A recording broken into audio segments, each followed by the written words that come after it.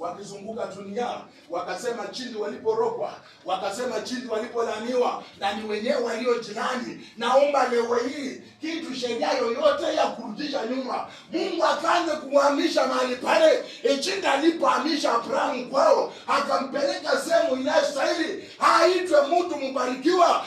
Nawe leo hii ni uzao wa Abrahamu, uacha pia nawe jina lako libadilike, vitu vyako vianze kuwa vitu vipya, mikono yako yaanze kumiliki vitu vikubwa, njia zako zianze kupakwa mafuta, jina lako lianze kumelemeta. Popote unapopita waseme huyo ni mtoto wa fulani, huyo ni mtoto wa fulani. Lakini angalia chini, Mungu amepanua maisha yake.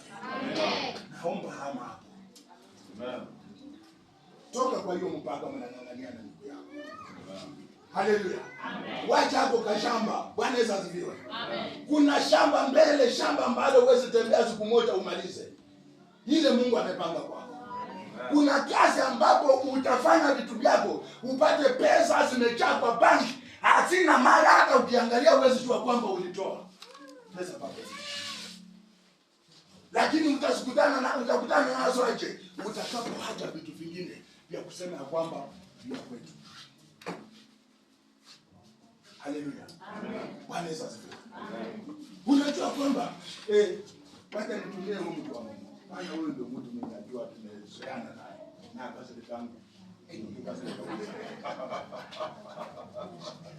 Bwana Yesu asifiwe. Baba, nataka nikwambie jambo hili. Hapa mahali ulipo ndipo kuna urithi wako. Si kweli. Hata ile nyumba unajenga ni ya wageni, ukienda huko nini wageni. Hapo si kwako. Hapa hivi Mungu alipokuleta ndipo mahali yako. Amen. Unapotaka kulima cabbage unaendanga huko. Unapotaka kulima mahindi unaendanga huko. Kwa nini unatoka kwako na urudi kwetu? Kufanya hii sehemu zote hakuna mahali pa biashara. Unarudi kwa hiyo unasema sasa mimi ninakaa hapa ndio kwetu, nipangisha hapa juu.